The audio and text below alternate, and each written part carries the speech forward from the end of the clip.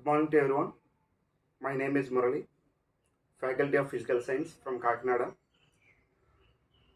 మనం శ్రీవేద మురళి ఫిజిక్స్ గురు అనే వాట్సాప్ ఛానల్ని స్టార్ట్ చేసాం.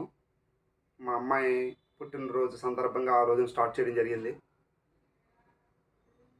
ఆ వాట్సాప్ ఛానల్లో మీకు ఫిజికల్ సైన్స్ సంబంధించిన క్వశ్చన్స్ అనేవి ఇంగ్లీష్ మీడియంలోనూ మరియు నేను తెలుగు మీడియంలోనూ కూడా పోస్ట్ చేయడం జరుగుతుంది. వాటిని మీరు రెగ్యులర్గా చూసి వాటికి సరైన సమాధానం గుర్తించే ప్రయత్నం చేయండి. ఒకవేళ ఏదైనా మిస్టేక్ జరిగి మీరు కరెక్ట్ ఆన్సర్ కానీ ఇవ్వకపోయినట్లయితే నేను దానికి సంబంధించిన కీ నెక్స్ట్ రోజు మన ఛానల్లో ఇవ్వడం జరుగుతుంది. కరెక్ట్ చేసుకోండి. ఇలా రోజుకి మీరు 5 to 6 బిట్స్ ప్రాక్టీస్ చేయడం వల్ల ఒక నెల వచ్చే సమయానికి మీకు 150 to 160 క్వశ్చన్స్ మీరు ఆన్సర్ చేసే అవకాశం ఉంటుంది. నేను అందులో డిఫికల్ట్గా ఇచ్చిన క్వశ్చన్స్కి సంబంధించి నేను ఎక్స్ప్లెనేషన్ కూడా మన యూట్యూబ్ ఛానల్ ద్వారా ఇవ్వడం జరుగుతుంది. మన యూట్యూబ్ ఛానల్ నేమ్ ఏంటంటే మురళి ఫిజిక్స్ గురు. ఈ ఛానల్ ద్వారా నేను మీ ముందుకు రావడం జరుగుతుంది. ఎందుకంటే ఇప్పుడు ఆ క్వశ్చన్స్లో కొన్ని క్వశ్చన్స్ మిమ్మల్ని ఇబ్బంది పెట్టే విధంగా ఉంటాయి. అంటే మీరు చదివిన కాన్సెప్ట్ మీదే అడుగుతున్న క్వశ్చన్స్, కాకపోతే సబ్జెక్ట్ని అర్థం చేసుకోకపోతే కనుక కొన్నిటికి మనం ఆన్సర్ చేయడంలో ఇబ్బందులు ఎదుర్కోవడం జరుగుతుంది. కాబట్టి అలాంటి క్వశ్చన్స్ ఏమైతే ఉన్నాయో అలాంటి క్వశ్చన్స్ సంబంధించి నేను ప్రతిసారి కూడా మన యూట్యూబ్లోని క్లాసెస్ని అప్లోడ్ చేస్తాను. మీరు రెగ్యులర్గా మన వాట్సాప్ ఛానల్ ఫాలో అవుతూ ఉండండి. క్వశ్చన్స్కి ఆన్సర్ చేసే ప్రయత్నం చేయండి. అలాగే 1 వీక్ అయిన తర్వాత ప్రతి వీక్ కూడా దానికి సంబంధించిన పీడిఎఫ్ మన టెలిగ్రామ్ ఛానల్లో పోస్ట్ చేస్తాను. దాన్ని కూడా ఫాలో అవ్వండి. అలాగే మరి యూట్యూబ్ ఛానల్ ద్వారా మీకు ఎక్స్ప్లెనేషన్ అనేది నేను ఇవ్వడం జరుగుతుంది. కాబట్టి ఇంత అద్భుతమైన అవకాశాన్ని మీరు వదులుకోవద్దు. ముఖ్యంగా గ్రూప్ డి కానీ, ఎన్టీపీసీ కానీ, జేఈ కానీ, ఎస్సీ కానీ, ఏఎల్పీ కానీ, అంటే ముఖ్యంగా రైల్వే ఎగ్జామ్స్ ప్రిపేర్ అయ్యే వాళ్ళు కానీ, పోలీస్ కానిస్టేబుల్ కానీ, ఎస్ఐ కానీ ప్రిపేర్ అయ్యే వాళ్ళకి మన క్లాసెస్ 100% ఉపయోగపడతాయి. కాబట్టి వీటిని అన్నింటినీ మీరు ఫాలో అవుతూ ఉండండి. ఆర్ఆర్బీ గ్రూప్ 2లో సైన్స్ మనకి 25 మార్కులు ఇవ్వడం జరుగుతుంది. చాలా లీడింగ్ సబ్జెక్ట్స్లో ఇది ఒక సబ్జెక్టు. కాబట్టి మీరు ప్రతి ఒక్కరు కంపల్సరీగా సైన్స్ని ఫాలో అవ్వండి. పెద్ద కష్టం ఏమీ కాదు ఫిజిక్స్. అందుకే మీరు ఒకవేళ మీరు చదివిన కాన్సెప్ట్ని క్వశ్చన్స్ ఎలా అడుగుతున్నారో టెస్ట్ చేసుకోకపోతే మరలా మీరు ఎగ్జామ్ హాల్లోకి వెళ్ళి ఇబ్బంది పడే అవకాశం ఉంటుంది. కాబట్టి జస్ట్ మీరు రోజుకి ఒక 10 నిమిషాల నుంచి 15 నిమిషాలు మన ఛానల్కి మీరు కేటాయించగలిగితే, అంటే మీరు ఫ్రీ ఉన్న టైంలోనే కేటాయించండి. రెగ్యులర్ ప్రిపరేషన్ అలాగే కొనసాగించండి. లంచ్ అయిపోయిన తర్వాత ఒక 10 నిమిషాలు సరదాగా ఫోన్ చూడండి, లేదా నైట్ పడుకునే ముందు చూడండి, లేదా ఉదయాన్నే చూడండి. ఒక 10 నుంచి 15 నిమిషాలు మనకి వీటి మీద కాన్సన్ట్రేషన్ చేస్తే ఎంతో కొంత మీరు స్కోర్ మంచిగా చేసే అవకాశం ఉంటుంది. అలాగే మీరు అనుకునే లక్ష్యాన్ని కూడా చేరుకునే అవకాశం కూడా మీకు ఉంటుంది. అలాగే నా వంతు సహాయంగా నేను నా సబ్జెక్ట్ని మీకు ఇవ్వడం జరుగుతుంది. దీన్ని మిస్యూజ్ చేసుకోవద్దు. కాబట్టి ప్రతి ఒక్కరు కూడా మన ఛానల్స్ని ఫాలో అవుతారని అనుకుంటున్నాను. వాట్సాప్ ఛానల్లో పోస్ట్ చేసిన క్వశ్చన్స్లో మొట్టమొదటి క్వశ్చన్ ఏంటంటే మీ అందరికీ తెలిసిందే, ఏంటంటే అది స్కూల్ బ్యాగులు మరియు షాపింగ్ బ్యాగులు ఎందుకు వెడల్పాటి పట్టీలను కలిగి ఉంటాయి? Why do school bags and shopping bags have wide straps? ఈ క్వశ్చన్ అనేది అప్లికేషన్ మెథడ్లో ఇవ్వడం జరిగింది. దీనికి సంబంధించిన కాన్సెప్ట్ మనకి ఎక్కడ ఉంటుందంటే ఫిజిక్స్లోని ప్రవాహి పీడనం అంటే ఫ్లూయిడ్ ప్రెజర్ అనే చాప్టర్లో ఉండడం జరుగుతుంది. అంటే ఈ క్వశ్చన్ అనేది ప్రెజర్కి రిలేటెడ్ క్వశ్చన్ అన్నమాట. కాబట్టి మీరు కాన్సెప్ట్ నేను ఫస్ట్ చెప్తాను, వెంటనే క్వశ్చన్కి ఆన్సర్ ఎక్స్పెక్ట్ చేయకండి ఫస్ట్ మీరు నా దగ్గర నుంచి. ఎందుకంటే ఇదే క్వశ్చన్ ఇస్తారని గ్యారంటీ లేదు కదా ఎగ్జామ్ హాల్లో. కాబట్టి ఏంటంటే మొత్తం కాన్సెప్ట్ అంతా మీకు ఎక్స్ప్లెయిన్ చేసిన తర్వాత ఫైనల్గా ఈ క్వశ్చన్కి మీకు ఆన్సర్ నేను ఇవ్వడం జరుగుతుంది. ఫస్ట్ కాన్సెప్ట్ వినండి. విన్న తర్వాత మీకు ఫైనల్గా ఈ కాన్సెప్ట్ మీద ఎలా అడిగినా, అప్లికేషన్ మెథడ్లో అడిగినా, లేకపోతే డైరెక్ట్ క్వశ్చన్ అడిగినా, ఇండైరెక్ట్ క్వశ్చన్ అడిగినా, ఎసర్షన్ రీజన్ పాయింట్ ఆఫ్ వ్యూలో క్వశ్చన్ అడిగినా, మ్యాచింగ్ అడిగినా, లేకపోతే యూనిట్స్ పాయింట్ ఆఫ్ వ్యూలో క్వశ్చన్ అడిగినా, ఏ క్వశ్చన్ అడిగినా సరే మీరు ఆన్సర్ చేసేలానే ముందు మీకు కాన్సెప్ట్ చెప్పడం జరుగుతుంది. కాబట్టి ముందు మీరు కాన్సెప్ట్ వినండి. ఆ తర్వాత మీకు నేను చెప్పిన ఆన్సర్ బాగా అర్థమవుతుంది. అందుకే నేను కాన్సెప్ట్ చెప్పే ప్రయత్నం చేస్తున్నాను ఫస్ట్. ఓకేనండి? చూడండి, ఇందులో ఫస్ట్ మనం ఏం తెలుసుకోవాలంటే అండి, పీడనం గురించి తెలుసుకోవాలి. దేని గురించి తెలుసుకోవాలండి? పీడనం. అంటే మనం రియల్ లైఫ్లో పీడనం అని అంటాం. అంటే రియల్ లైఫ్లో మనం ఏమంటాం అంటే ప్రెజర్ అని అంటాం. మరి ప్రెజర్ అంటే ఏంటి? పీడనం అంటే ఏంటి? పీడనం అంటే ఏంటంటే ప్రమాణ వైశాల్యంపై పనిచేసే బలాన్ని పీడనం అంటారు. The force acting on unit surface area is called as pressure. అంటే నిర్వచనం ప్రకారం పీడనం అంటే ఏంటండి? పీడనం ఈక్వల్ టు బలము బై వైశాల్యము. బలము బై వైశాల్యం అంటే pressure equal to force upon area. Force upon area. The force acting on unit surface area is called as pressure. ప్రమాణ వైశాల్యంపై పనిచేసే బలాన్ని పీడనము అంటారు. మరి పీడనానికి ప్రమాణాలు ఏంటో కూడా మనం గుర్తించాలి. మీకు తెలిసి మ్యాథ్స్లో చెప్తారు సిజిఎస్ ప్రమాణం అని, ఎంకేఎస్ ప్రమాణం అని. మొత్తం మనకి రెండు ఉంటాయండి, సిజిఎస్ ప్రమాణము, ఎంకేఎస్ ప్రమాణం. ఇక్కడ మనకి పీడనం అంటే ఏంటి? బలము బై వైశాల్యం. మరి బలానికి సిజిఎస్ ప్రమాణం ఏంటండి? డైన్. వైశాల్యం అంటే ఏరియా. ఏరియాకి సిజిఎస్ యూనిట్ ఏంటండి? Centimetre square. దీన్ని తెలుగులో మనం చదరపు సెంటీమీటర్ అని చెప్పేసి అనడం జరుగుతుంది. అలాగే what is the MKS unit of pressure అంటే మనకి ఫోర్స్ ఉంది ఇక్కడ పైన, అంటే బలం. బలానికి ఎంకేఎస్ ప్రమాణం ఏంటండి? న్యూటన్. మరి ఏరియాకి ఎంకేఎస్ ప్రమాణం ఏంటండి? Metre square. అంటే నిర్వచనం ప్రకారం మనకి పీడనానికి ప్రమాణాలు ఏమైనాయి? సిజిఎస్ ప్రమాణం వచ్చి డైన్ పర్ సెంటీమీటర్ స్క్వేర్ అయింది, ఎంకేఎస్ ప్రమాణం వచ్చి న్యూటన్ పర్ మీటర్ స్క్వేర్ అయింది. అయితే మరి మీకు ఎగ్జామ్ హాల్లోని చాలా డిఫరెంట్గా క్వశ్చన్స్ అడుగుతారు. ఫర్ ఎగ్జాంపుల్ ఈ క్వశ్చన్ చూడండి, ఈ క్రింది వాటిలో పీడనానికి ప్రమాణం ఏది? ఈ క్రింది వాటిలో పీడనానికి ప్రమాణం ఏది? Which of the following is unit of pressure? Which of the following is unit of pressure? First option ఏమండి? Watt. Second option pascal. Third option newton. Fourth option joule. మరి ఈ క్రింది వాటిలో పీడనానికి ప్రమాణం ఏదని ఇచ్చాడు. యాక్చువల్గా మనకు నిర్వచనం ప్రకారం సిజిఎస్ ప్రమాణం ఏంటండి? Dyne per centimetre square. MKS ప్రమాణం ఏంటండి? Newton per metre square. మరి కానీ అక్కడ అలా ఉందా? ఎక్కడైనా ఆప్షన్స్ ఉన్నాయండి? లేవు. అంటే పీడనానికి ప్రమాణం ఏంటని అడిగినప్పుడు గుర్తుపెట్టుకోండి, ఈ న్యూటన్ ఫర్ మీటర్ స్క్వేర్ని ఏమంటారంటే అండి పాస్కల్ అంటారు. ఈ న్యూటన్ ఫర్ మీటర్ స్క్వేర్ని ఏమంటారండి? పాస్కల్. అంటే ఫైనల్గా పీడనానికి ప్రమాణం ఏంటి? పాస్కల్. మరి వాట్ అంటే సామర్థ్యాన్ని ప్రమాణం, అంటే పవర్కి యూనిట్ అండి. న్యూటన్ అంటే ఆల్రెడీ డిస్కస్ చేసాం, ఫోర్స్కి యూనిట్ అండి. జౌల్ అంటే ఎనర్జీ లేదా వర్క్కి యూనిట్. అంటే గుర్తుపెట్టుకుని శక్తికి కానీ పనికి కానీ ఎంకేఎస్ ప్రమాణం వచ్చి జౌల్. అది ఈ క్రింది వాటిలో పీడనానికి ప్రమాణం ఏదన్నప్పుడు ఏంటంటే ఆన్సరు పాస్కల్ అవుతుంది. ఒకవేళ మీకు ఎగ్జామ్లోని ఇలా ఇవ్వకుండా కనుక ఇలా ఆప్షన్స్ ఇచ్చారు అనుకోండి, పీడనానికి ప్రమాణం ఏదన్నప్పుడు first option dyne centimetre per -2, newton metre per -2, third option pascal, fourth option 5 అని ఇవ్వచ్చు. అప్పుడు చాలామంది స్టూడెంట్స్ ఏం చేస్తారంటే పీడనానికి ప్రమాణం ఏంటని అడిగినప్పుడు తొందరగా ఆన్సర్ చేయాలనేటువంటి కుతూహలంతో, ఆతృతతోటి, ఆకాంక్షతోటి, అభిలాషతోటి, ఆవేశంతో అందరూ ఏం చేస్తారు? పాస్కల్ అనే దాన్ని ఆన్సర్గా తీసుకోవడం జరిగింది. కానీ వాడు ఎంకేఎస్ యూనిట్ అని కానీ సిజిఎస్ యూనిట్ అని కానీ ఎక్కడ క్లారిటీ ఇవ్వలేదు. జస్ట్ క్వశ్చన్ అడిగాడండి, ఈ క్రింది వాటిలో పీడనానికి ప్రమాణం ఏది? Which of the following is unit of pressure అని ఇచ్చాడు. మరి మన అందరూ కూడా పాస్కల్ అని పెట్టకూడదు. ఎందుకంటే ఇక్కడ చూడండి, మరి నిర్వచనం ప్రకారం డైన్ ఫర్ సెంటీమీటర్ స్క్వేర్ కూడా ఏమవుద్ది? యూనిట్ అవుద్ది. మరి న్యూటన్ ఫర్ మీటర్ స్క్వేర్ కూడా ఏమవుద్ది? యూనిట్ అవుద్ది. అలాగే పాస్కల్ కూడా యూనిట్ అవుద్ది. కాబట్టి ఈ క్రింది వాటిలో పీడనానికి ప్రమాణం ఏదన్నప్పుడు ఏమవుతుంది? ఇక్కడ 5 అవుద్ది. అంటే దీన్ని బట్టి మీరు ఏమర్థం చేసుకోవాలంటే ఫస్ట్ ఆ క్వశ్చన్ బట్టి మీరు ఆన్సర్ చేసే ప్రయత్నం చేయాలి. తొందరపడద్దు అసలు ఎట్టి పరిస్థితుల్లో కూడా. అంటే ఫైనల్గా మనం పీడనం అంటే ఏమర్థం చేసుకున్నాం? ప్రమాణ వైశాల్యంపై పనిచేసే బలాన్ని పీడనం అంటారు. The force acting on unit surface area is called as pressure. What is the unit of pressure means pascal. అంటే పీడనానికి ప్రమాణం ఏంటంటే పాస్కల్. అంటే మీకు ఎక్కువగా ఎగ్జామ్లో ఇచ్చేది పాస్కల్ అనే ఇస్తాడు. కాబట్టి దీన్ని జాగ్రత్తగా మీరు చెక్ చేసుకోండి. అంటే మనం నిర్వచనం ప్రకారం పీడనానికి సంబంధించిన సమీకరణం ఏమొస్తుంది? ప్రెజర్ అంటే పి, బలాన్ని ఇంగ్లీష్లో ఫోర్స్ అంటారు కాబట్టి ఎఫ్, వైశాల్యం ఇంగ్లీష్లో ఏరియా అంటారు కాబట్టి ఏ.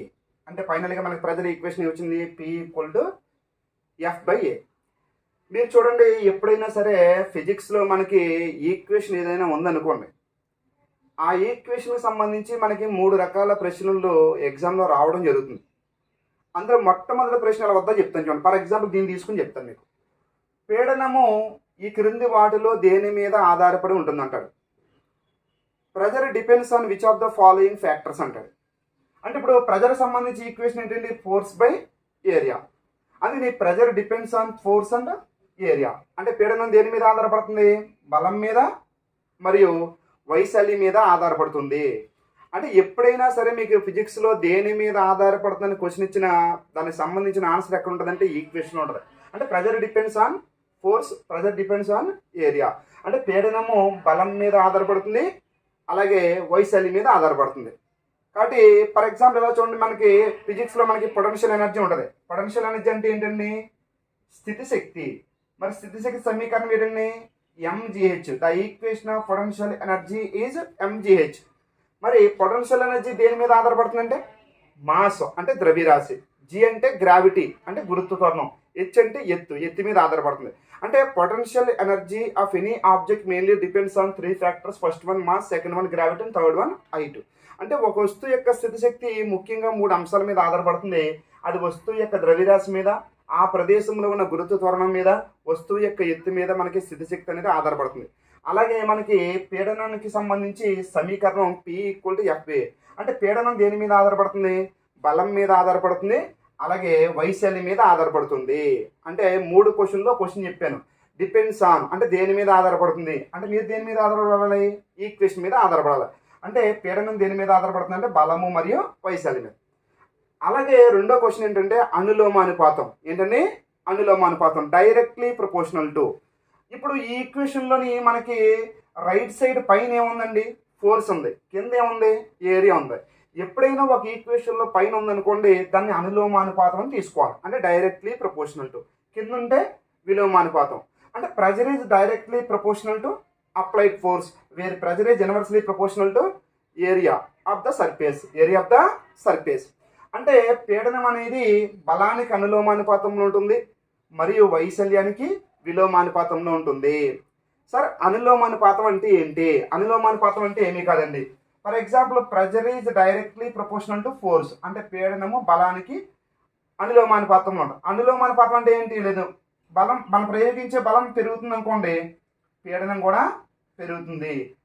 బలం తగ్గిస్తున్నాం అనుకోండి, పీడనం కూడా తగ్గుతుంది. అంటే మనం ఎక్కువ ఫోర్స్ అప్లై చేస్తే ఎక్కువ ప్రెజర్ క్రియేట్ అవుతుంది అనమాట, తక్కువ ఫోర్స్ అప్లై చేస్తే తక్కువ ప్రెజర్ క్రియేట్ అవుతుంది అనమాట. అందువల్ల ప్రెజర్కి ఫోర్స్కున్న రిలేషన్ ఏంటి? Directly proportional to. అలాగే మీకు ఏం చెప్పాను? ప్రెజర్కి ఏరియాకు ఉన్న రిలేషన్ ఏంటి? Inversely proportional to. అంటే పీడనానికి వైశాల్యానికి ఉన్నటువంటి సంబంధం ఏంటండి? విలోమానుపాతం. అంటే పీడనం అనేది వైశాల్యానికి విలోమానుపాతంలో ఉంటుంది. విలోమం అంటే వ్యతిరేకం. అంటే ఇప్పుడు ఏరియా పెరిగింది అనుకోండి, ఏరియా పెరిగితే ప్రెజర్ ఏమవుతుంది? తగ్గిపోతుంది. ఏరియా తగ్గితే ప్రెజరు పెరుగుతుంది. అంటే ఫర్ ఎగ్జాంపుల్ మీకు ఏరియా తగ్గింది అనుకోండి, ప్రెజర్ ఏమవుతుంది? పెరిగేది. దీన్నే మనం విలోమానుపాతం అంటాం. అంటే ఒకటి తగ్గితే మరొకటి పెరగాలి, ఒకటి పెరిగితే మరొకటి తగ్గాలి. అలా ఉంటే దాన్ని విలోమం అంటారు. అలా కాకుండా పెరిగి తగ్గితే దాన్ని ఏమంటారంటే అనులోమానుపాతం అంటారు. అంటే ఎప్పుడైనా సరే ఒక సమీకరణంలో అంటే ఒక ఈక్వేషన్లో పైన ఉంటే దాన్ని అనులోమానుపాతంగా తీసుకోవాలి, కింద ఉంటే దాన్ని విలోమానుపాతంగా తీసుకోవాలి. ఇక్కడ ఈక్వేషన్లో ఫోర్స్ అనేది పైన ఉంది కాబట్టి ప్రెజర్కి ఫోర్స్కున్న రిలేషన్ ఏంటంటే డైరెక్ట్లీ ప్రపోర్షనల్ టు. ఏరియా అనేది కింద ఉంది కాబట్టి ప్రెజర్కి ఏరియాకున్న రిలేషన్ అంటే ఇన్వర్స్లీ ప్రపోర్షనల్ టు. ఇన్వర్స్ అంటే ఆపోజిట్. అంటే ఒకటి పెరిగింది అనుకోండి, ఇంకోటి తగ్గుతూ ఉంటుంది, ఇంకోటి తగ్గింది అనుకోండి, ఒకటి పెరుగుతూ ఉంటుంది. అంటే దాని అర్థం అది. అంటే పెరిగి తగ్గితే అనులోమానుపాతం, పెరిగితే తగ్గి లేకపోతే తగ్గితే పెరిగితే అది ఏంటండి? విలోమానుపాతం. ఇప్పుడు మిమ్మల్ని అడిగిన క్వశ్చన్ అంతా దీని మీదే డిపెండ్ అయ్యిందనమాట. అంటే మిమ్మల్ని అడిగిన క్వశ్చన్ ఏంటి? స్కూల్ బ్యాగ్లు మరియు షాపింగ్ బ్యాగ్లు ఎందుకు వెడల్పాటి పట్టీలను కలిగి ఉంటాయని అన్నాడు కదండి. దానికి సంబంధించిన కాన్సెప్ట్ ఇదే. అంటే మీరు ఎప్పుడు కూడా ఈక్వేషన్ మీద డిపెండ్ అయ్యి చాలా క్వశ్చన్స్ ఉంటాయి కాబట్టి కాన్సెప్ట్ని అర్థం చేసుకునే ప్రయత్నం చేయండి. మిమ్మల్ని అడిగినటువంటి క్వశ్చన్ ఏంటంటే స్కూల్ బ్యాగ్ లేదా షాపింగ్ బ్యాగులకి వెడల్పాటి పట్టీలు ఎందుకు ఉంటాయి అంటే, మన స్కూల్ బ్యాగులు కానీ, కాలేజీ బ్యాగులు కానీ, షాపింగ్ బ్యాగులు కానీ ఇక్కడ పట్టీలు అనేవి చాలా స్ట్రాప్స్ అనేవి చాలా వైడ్గా ఉన్నాయి. ఎందుకు ఉన్నాయని అడుగుతుంది. యాక్చువల్గా మనకు చూడండి కింద ఏమో ఇలా ఉంటుంది, కింద ఎలా ఉంటుంది కదండి. మరి బ్యాగ్ అంతా ఈ విధంగా తయారు చేయగల, ఎలా తయారు చేయకుండా హ్యాండిల్స్ని అంటే మన భుజాల మీద వేసుకునేటప్పుడు ఇలా ఎందుకు తయారు చేస్తారని అడుగుతున్నాడు. అంటే స్కూల్ బ్యాగ్ లేదా షాపింగ్ బ్యాగులకి వెడల్పాటి పట్టీలు ఎందుకు ఉంటాయని అడిగాడు. ఇప్పుడు ఎందుకు అలాగా వెడల్పాటి పట్టీలు ఉంటాయి చెప్తాను చూడండి. ఇప్పుడు మనకి ప్రెజర్ అంటే ఏంటండి? Force by area. అంటే మనం భుజం మీద బ్యాగ్ వేసుకునేటప్పుడు పట్టీలు వెడల్పుగా ఉన్నాయి అనుకోండి, మరి బ్యాగ్లో మనం లగేజ్ ఏదో పెట్టుకుంటాం. లగేజ్ అంటే ఐ మీన్ బుక్స్ కానీ, లేకపోతే బట్టలు కానీ, లేకపోతే మనకు కావాల్సిన ఐటమ్స్ అన్నీ అందులో పెట్టుకుంటాం.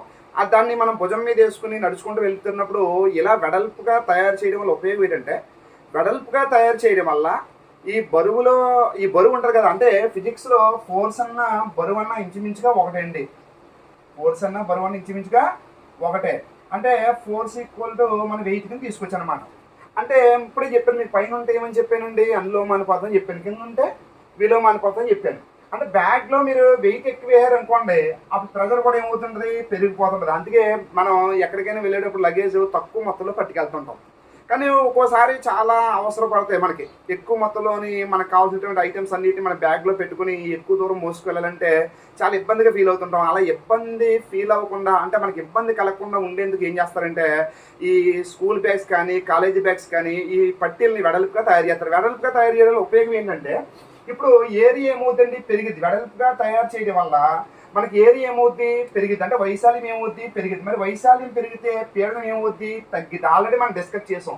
అంటే ఏరియాకి ప్రజలకు ఉన్న రిలేషన్ ఏంటండి, యూనివర్సలీ ప్రపోర్షనల్ టు. అంటే వెడల్పుగా తయారు చేయడం వల్ల ఏరియా అనేది పెరుగుతుంది. ఏరియా ఎప్పుడైతే పెరిగిందో మన భుజాల మీద పీడనం అనేది తగ్గుతుంది. అంటే మన భుజాలపై ప్రయోగించబడే పీడనం అనేది ఏమవుతుందండి, తగ్గుతుంది.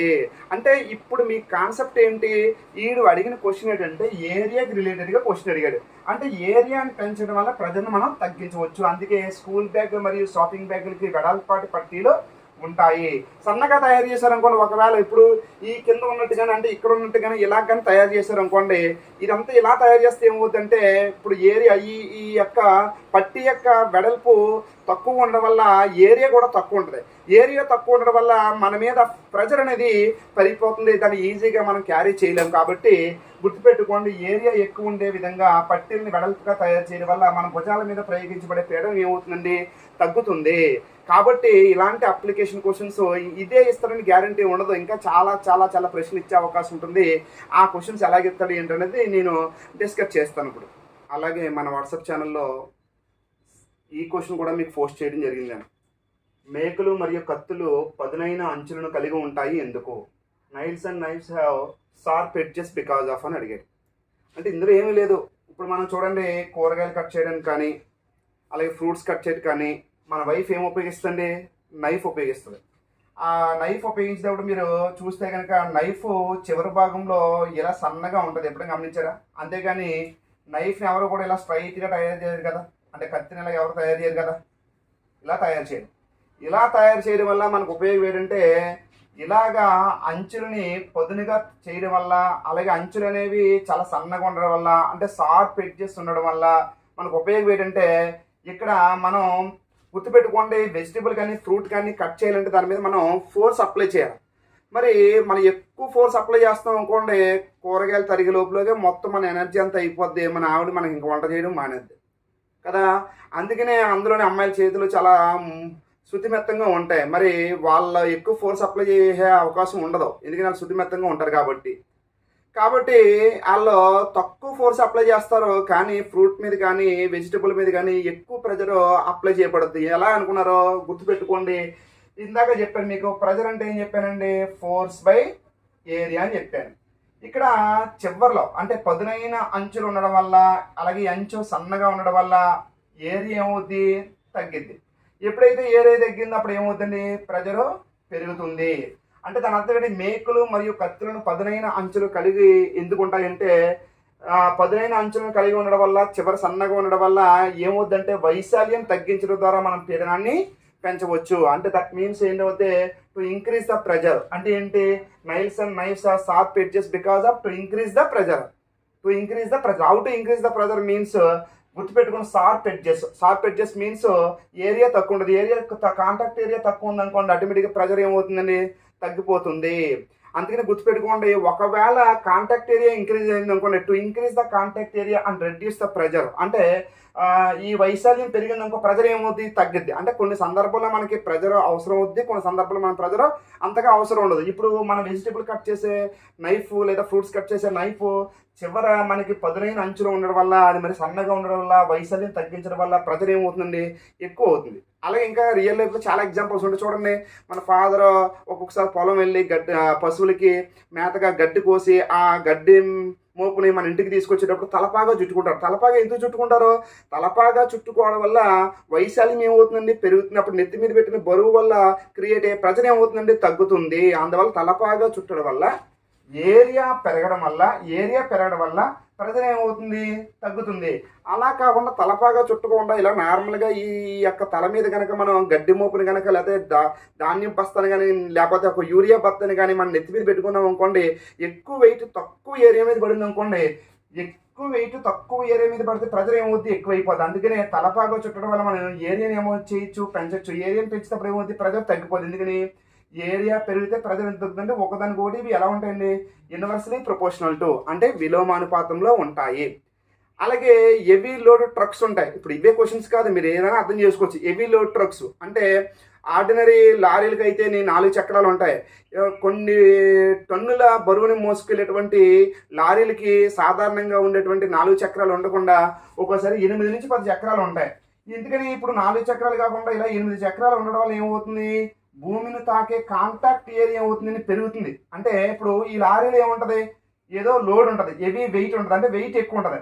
ఇప్పుడు ఈ వెయిట్ ఎక్కువ ఉండడం వల్ల ఏమవుతుందండి, మీకు ఇందాక చెప్పాను ప్రెజర్ అంటే ఏంటి, pressure equal to force by area. మరి ఫోర్స్ అన్నా వెయిట్ అన్నా ఒకటే, ఫోర్స్ అన్నా వెయిట్ అన్నా ఒకటే. అప్పుడు మరి ఈ ఇందులో వెయిట్ ఎక్కువ ఉండదు. వెయిట్ ఎక్కువ ఉండడం వల్ల ఆ లారీ ఎక్కువ ప్రెజర్ని రోడ్డు మీద ప్రయోగిస్తుంది. అప్పుడు ఎక్కువ ప్రెజర్ రోడ్డు మీద అప్లై చేయబడింది అనుకోండి, రోడ్డు బీటలు వేసే అవకాశం ఉంటుంది. అందుకని హెవీ లోడ్ ట్రక్స్కి 8 వీల్స్ కానీ 10 వీల్స్ కానీ అంతకంటే ఎక్కువ వీల్స్ కానీ ఎందుకు ఉంటాయంటే భూమిని తాకే కాంటాక్ట్ ఏరియా. అంటే ఎప్పుడైతే మనం కాంటాక్ట్ ఏరియా పెంచుతున్నామో ఆటోమేటిక్గా ప్రెజర్ ఏమవుతుంది, తగ్గిపోతుంది. అంటే ఆవిడ ఎగ్జామ్లు అడుగుతాడు, ఎలాగా, అధిక బరువులను మోసుకుని వెళ్ళే వాహనాలకు ఎక్కువ మొత్తంలో చక్రాలను ఎందుకు అమరుస్తారంటే అవి భూమి మీద కలగజేసే పీడనాన్ని తగ్గించడం కోసం, to reduce the pressure on the road అన్నమాట. దాని మీనింగ్ అదండి. అర్థమైందండి. అలాగే మన వెజిటబుల్ కట్ చేయడానికి ఉపయోగించే నైఫ్కి చివరి భాగంలో షార్ప్గాను సన్నగాను ఎందుకు తయారు చేస్తారంటే కాంటాక్ట్ ఏరియాని తగ్గించడం వల్ల మనం గుర్తుపెట్టుకునే ప్రెజర్ని పెంచడం కోసం. ఎందుకని తక్కువ ఫోర్స్ అప్లై చేసి ఎక్కువ ప్రెజర్ క్రియేట్ అవ్వడం వల్ల వెజిటబుల్ కానీ ఫ్రూట్ కానీ ఏమవుతుంది, త్వరగా కట్ అవుతుంది. అలాగే చూడండి, మీరు ఎప్పుడైనా చూడండి రైల్వే ట్రాక్ని మీరు జాగ్రత్తగా పరిశీలించినట్లయితే ట్రాక్ పట్టాల మీద ట్రైన్ వెళ్తుంటుంది కదా, మరి రైల్వే బోగి చాలా వెయిట్ ఉంటుంది. మరి ఎక్కువ మొత్తంలో వెయిట్ ఆ పట్టాల మీద పడింది అనుకోండి, పట్టాల మీద ప్రెజరే పెరిగిపోయి అవి విరిగిపోయి లేదా బ్రేక్ అవ్వడానికి అవకాశం ఉంది. అందుకనే చూడండి, ఆ రైల్వే పట్టాల కింద భాగంలో చెక్క దిమ్మలు కానీ కాంక్రీట్ దిమ్మలు కానీ వేసి ఉంటాయి. ఎందుకుంటాయి, అవి గుర్తుపెట్టుకుని ఏరియా కాంటాక్ట్ ఏరియాని పెంచడం వల్ల ఆ రైల్వే బోగి అప్లై చేసే వెయిట్ కారణంగా ప్రెజర్ పెరగకుండా చూడడం వల్ల ఆ రైల్వే పట్టాలు బ్రేక్ అవ్వకుండా ఉండేందుకు ఆ పట్టాల కింద అంటే రైల్వే లైన్స్ కింద ఒక కాంక్రీట్ దిమ్మలు కానీ లేకపోతే చెక్క దిమ్మలు కానీ ఉంచడం వల్ల ఏమవుతుందంటే ఏరియాని పెంచుతూ ఆటోమేటిక్గా ప్రెజర్ ఏమవుతుంది, తగ్గుతుంది. ఎందుకంటే ప్రెజర్కి ఏరియాకు ఉన్న రిలేషన్ ఏంటి, ఇన్వర్స్లీ ప్రపోర్షనల్ టు. ఇలా మీరు ఏ క్వశ్చన్ ఇచ్చినా ఎగ్జామ్లో ఆన్సర్ చేయాలని కోరుకుంటున్నాను. అలాగే మీరు అనుకోవచ్చు, మాస్టర్ ఏంటి మామూలు బోర్డు మీద ఎక్స్ప్లెయిన్ చేస్తున్నారని అనుకోకండి.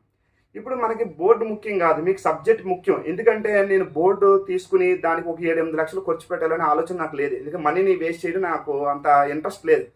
అలాగే ఎందుకంటే నాకు కూడా 2 చిన్నపిల్లలు ఉన్నారు, వాళ్ళ భవిష్యత్తు కూడా నేను పెర్ఫెక్ట్గా ఉండేలా చూసుకోవాలంటే మనం అనవసరమైన ఖర్చులు పెట్టుకోకూడదు. మీకు నాలెడ్జ్ నేను ఏ విధంగా ఇస్తున్నానో అదే చూడండి. అలాగే ఎవరో ఏదో చెప్తారు ఎందుకు అవన్నీ ఫాలో అవుతా మనకు ఉద్యోగం వస్తుంది, నేను నాది ఫాలో అవుతూ ఉద్యోగం వస్తుందని చెప్పను. మీరు మీ నాలెడ్జ్ని టెస్ట్ చేసుకోకపోతే ఉద్యోగం పోతుందని మాత్రం ఖచ్చితంగా చెప్పగలను. అలాగే నేను నా వరకు నేను ఎంతో కొంత మన ఛానల్ ద్వారా మీకు సపోర్ట్ చేస్తాను. కాబట్టి మన యూట్యూబ్ ఛానల్ కానీ టెలిగ్రామ్ ఛానల్ కానీ వాట్సాప్ ఛానల్ కానీ ఫాలో అవుతూ ఉండండి. ఇందులో ఏమి నిర్బంధ విద్య ఏమీ లేదు. మీకు ఉపయోగపడుతుందంటే ఫాలో అవ్వండి, ఉపయోగపడదు అనుకుంటే మీరు ఓకే, మీ ఇష్టం. అంటే ఫైనల్గా మనం అర్థం చేసుకున్నది ఏంటి, ప్రమాణ వైశాల్యంపై పనిచేసే బలాన్ని పీడనం అంటారు. The force acting on unit surface area is called as pressure. ప్రెజర్కి యూనిట్ ఏంటండి, పాస్కల్. ప్రెజర్ దేని మీద డిపెండ్ అవుతుందండి, ఫోర్స్ మీద డిపెండ్ అవుతుంది, ఏరియా మీద డిపెండ్ అవుతుంది. ప్రెజర్కి ఫోర్స్కున్న రిలేషన్ ఏంటంటే డైరెక్ట్లీ ప్రపోర్షనల్ టు. ప్రెజర్కి ఏరియాకున్న రిలేషన్ ఏంటి, ఇన్వర్స్లీ ప్రపోర్షనల్ టు. అంటే ఈ స్కూల్ బ్యాగ్ రేషియోలో ఏరియాని పెంచి ఏం చేసాం, మనం భుజాల మీద అప్లై చేయబడే ప్రెజర్ని ఏం చేయడం, తగ్గించాం. అంటే to increase the contact area and reduce the pressure on the భుజ.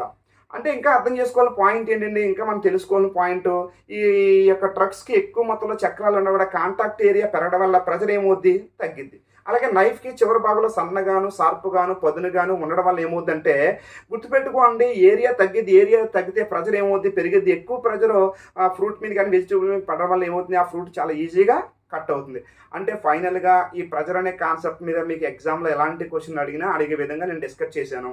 కాబట్టి మీకు జస్ట్ మీ బుక్లో ఏమని ఉంటుందంటే, పీడనం అనగా ప్రమాణ వైశాల్యంపై పనిచేసే బలం అని ఉంటుంది, పీడనానికి ప్రమాణం పాస్కల్ అని ఉంటుంది. ఇలా చదువుకుంటే పోతే కుదరదు. ఎందుకంటే 2016 ముందు ఎగ్జామ్స్కి ఇవన్నీ సరిపోయాయి. కానీ 2016 తర్వాత ఎగ్జామ్ ప్యాటర్న్ మారిపోయింది. ముఖ్యంగా మనకి ఈ క్రింది వాటిలో సరైన వాక్యాన్ని గుర్తించండి, సరికాని వాక్యాన్ని గుర్తించండి అనే ప్రశ్నలు కానీ, జతపరచడం కానీ, అసర్షన్ రీజన్ అంటే ప్రతిపాదన కారణం అని కానీ అలాంటి క్వశ్చన్స్ ఇవ్వడానికి అవకాశం ఉంది.